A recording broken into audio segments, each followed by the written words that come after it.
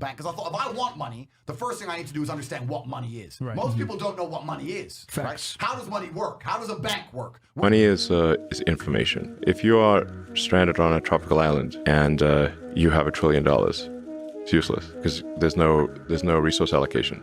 Money is a database for resource allocation, but there's no resources to allocate except yourself.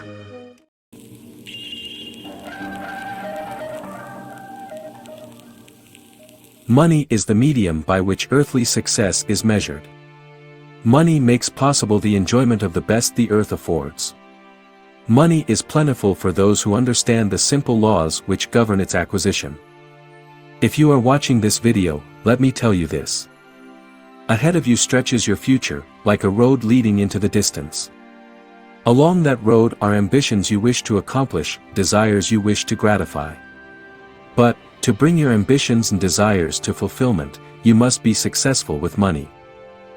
Like the law of gravity, there are laws of money which are universal and unchanging. As we explore them in this video, I hope they will prove to be for you, as they have proven to so many others, a sure key to a fat wallet, larger bank balances and gratifying financial progress.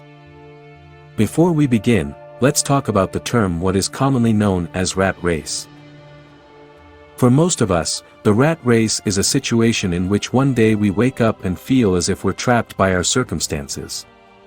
It's a frustrating, hard-to-break lifestyle that usually forces us to stay in jobs we don't always enjoy due to the multitude of financial obligations hanging over us, the mortgage, rent, medical bills, filling the car up with gas, braces for the kids, daycare, groceries, and so much more. That's how the rat race can be described with words. Now let's look at what being stuck in the rat race looks like with typical financial numbers. For example, let's say that every month your expenses total $5,000. This is the amount of money you need to pay to cover the cost of your lifestyle. So, the first thing we need to figure out is this: how will you come up with $5,000 every month? Most people solve this problem of paying their monthly bills by getting a job. This is something we call active income. In other words, we actively exchange our work for money. It doesn't matter if the work is manual labor or more skilled brain work. With a job, you are relying on someone else to keep you employed so the money continues to flow into your bank account. If the job ends, so does your money. And when the money ends, you have no way to pay those monthly bills. Thus, the rat race begins. On the other hand, you can also cover that $5,000 total of monthly expenses with something called passive income. This means that we can generate passive income by purchasing something called an asset. These assets can include real estate, a business, commodities such as gold or oil wells, and paper assets such as stocks and bonds. There are two basic ways you can benefit from an asset. 1. Value appreciation. When you buy an asset for $10 and then over time the value increases to $100, you have opportunity to profit. This kind of value appreciation is called capital gain investing. 2. Cash flow. You can also leverage an asset to provide you with regular cash flow. For example, you can buy a house and then rent it to provide you with money every month. This is the idea behind buying assets that can become money machines to work for you. To get out of the rat race, we need to find a way to cover our monthly expenses without the need for active income. When our passive income is greater than our expenses, that's when we can say that we are out of the rat race. This is what financial freedom is all about. So, how to build wealth that constantly increases and lasts for a long time whether you are awake or asleep.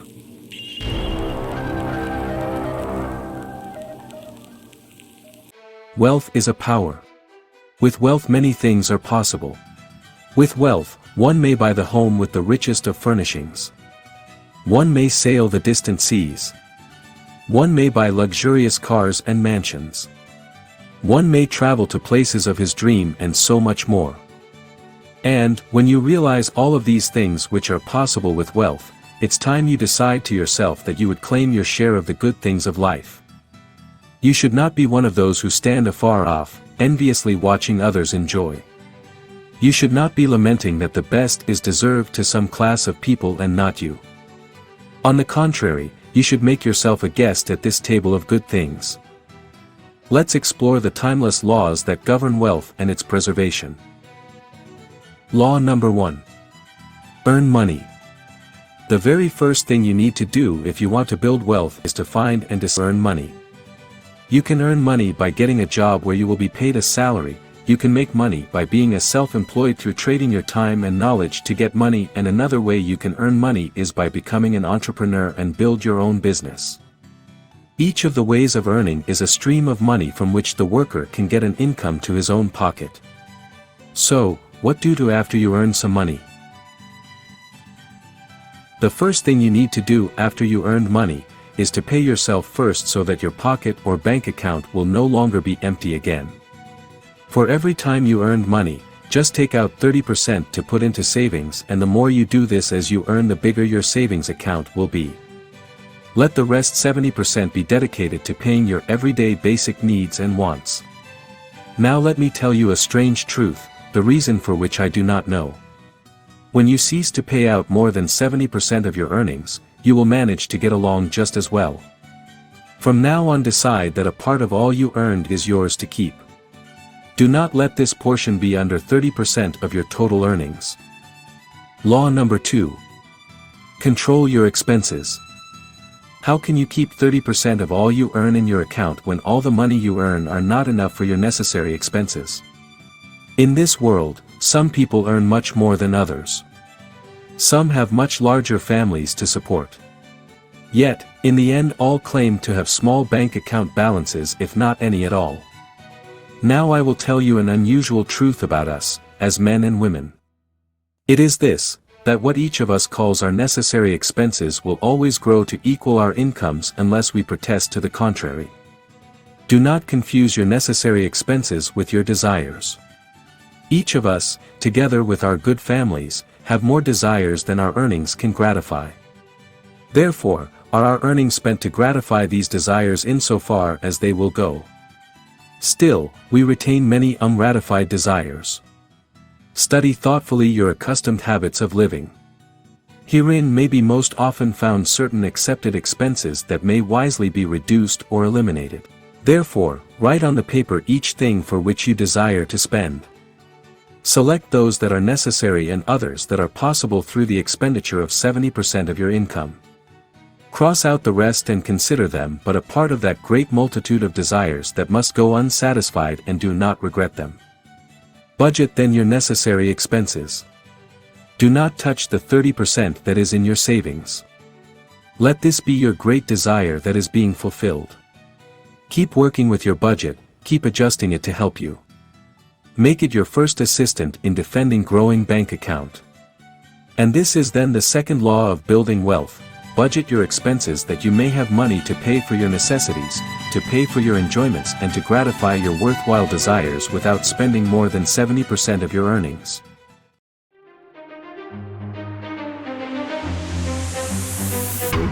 If you want to invest for the long term, His index.